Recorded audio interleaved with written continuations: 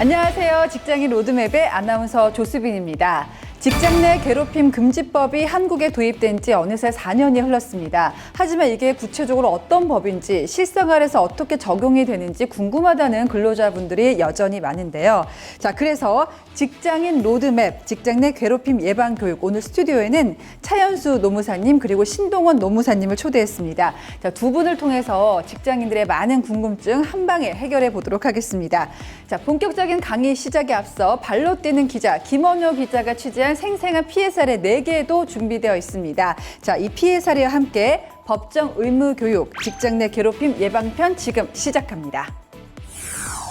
법정 의무 교육 영상은 재미없고 지루하다. 그런 고정관념을 타파하겠습니다. 틀에 박힌 주입식 강의는 가라. 즐겁고 유익한 핑퐁 대화와 함께하는 직장 내 괴롭힘 예방 법정 교육 영상 진행을 맡은 아나운서 조수빈입니다. 그리고 제 옆에 계신 분 몇 번을 봐도 행복해지는 분이죠? 네, 반갑습니다. 오늘 하루 기자가 되어 발로 뛸 김원효 기자입니다. 네, 원효님 반갑습니다. 네, 반갑습니다. 자, 오늘 저희와 함께 직장 내 괴롭힘에 대한 팩트 전해주실 두 분을 모셨는데요. 네, 맞습니다. 이 직장인 모두가 행복한 그날을 위해 오늘도 열일하고 계시는 지원군이시죠? 차연수 노무사님과 신동원 노무사님 환영합니다. 안녕하세요. 네, 안녕하세요. 직장인의 정당한 권리를 위해 일하는 차연수 노무사입니다. 안녕하세요. 성실한 근로자들의 권익을 위해 미묘한 차이까지 파고드는 신동원 노무사입니다. 네, 두 분 노무사님 정말 반갑습니다. 직장 내 괴롭힘. 네. 근데 저는요, 이 괴롭힘이라는 단어를 생각했을 때 이게 굉장히 주관적이잖아요. 그리고 상대적이에요. 나는 괴롭히려고 한 게 아닌데 그렇죠. 그렇게 우기면 도리가 없잖아요. 네네네. 혹시 이걸 정확하게 정의할 수가 있을까요? 네, 당연히 있습니다. 직장 내 괴롭힘의 정의는 사용자 또는 근로자가 자신의 지위 또는 관계 등의 우위를 이용해서 업무상 적정 범위를 넘어선 행동을 하는 건데요. 이로 인해 다른 근로자에게 신체적, 정신적 고통을 주고 근무 환경을 악화시키는 행동을 뜻합니다. 네. 만약에 이 위와 같은 행위를 했을 때 법적인 처벌도 받는 거죠? 예, 맞습니다. 처벌 받아야 되는 게 맞고요. 예. 2019년에 개정 근로기준법, 이른바 직장 내 괴롭힘 금지법이 시행이 됐습니다.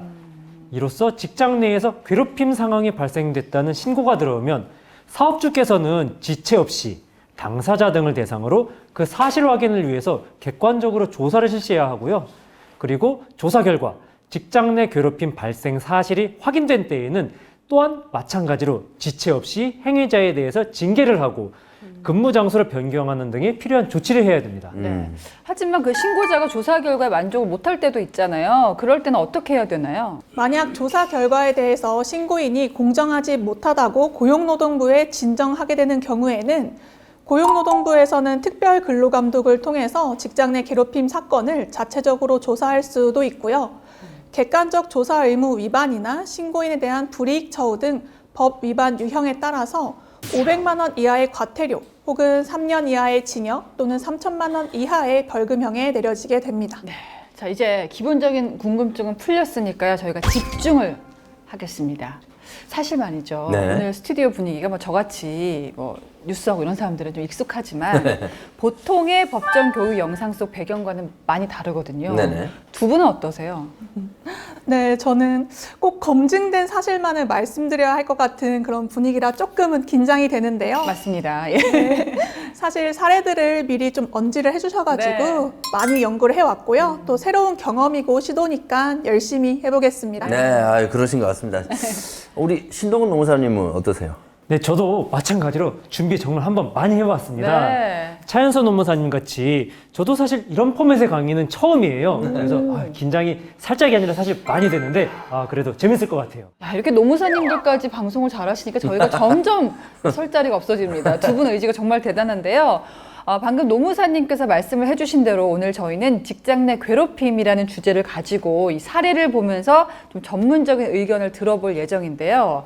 자, 두 분 중에서 차연수 노무사님이 직장 내 괴롭히는 전문가가 아니고 예방 교육 전문가시죠? 네, 예방 전문 노무사입니다. 네.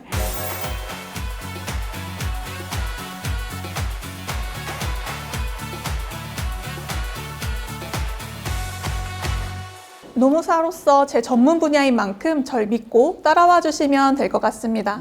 자, 좋습니다. 신동원 노무사님은 어떠세요? 저도 마찬가지로 노무사로서 실무 경험 하나는 충분하니 자신 있습니다. 네, 두 전문가님 덕분에 오늘 정말 흥미진진한 진행이 될 텐데요. 자, 지체 없이 첫 번째 사례로 바로 가겠습니다. 김원우 기자님. 네, 오늘 제가 첫 번째로 취재한 사례는 바로 상여금도 탔는데 한턱 쏴를 강요하는 농담. 이 직장 내 괴롭힘이 맞을까요? 입니다. 준비한 영상 함께 보시죠. 이번 사연의 주인공은 실적을 평가해 매달 상여금을 지급하는 시스템의 회사에서 그동안 우수사원을 놓친 적이 없는 A 대리입니다. 그런데 기분 좋아야 할 상여금 수여식 날이 A씨는 불편하기만 했는데요. 바로 직속 상사인 B씨의 상여금도 받았는데 환턱 쏴라는 강요 때문입니다. 반복되는 B씨의 이러한 언행에 A씨가 한 번은 불편한 기색을 비추자 B씨는 팀원들이 보는 앞에서 A씨를 협박했다고 하는데요.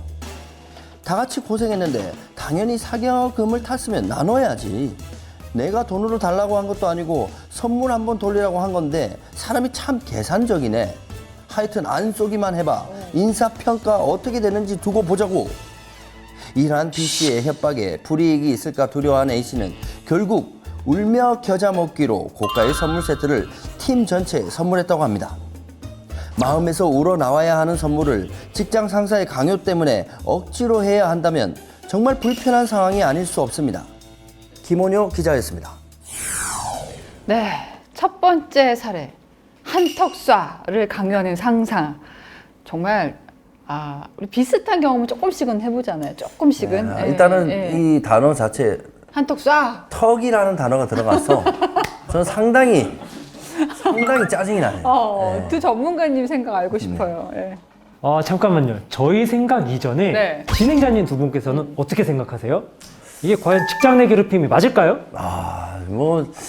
취재하면서 이게 참 A씨가 안타까웠지만은 이게 저는 사실 좀 기준이라는 게 주관적인 것 때문에 그렇죠. 실제로 이 직장 내 괴롭힘으로 인정되는지 안 되는지 그게 좀 애매한 것 같습니다. 그럼 제 생각은 모르겠습니다.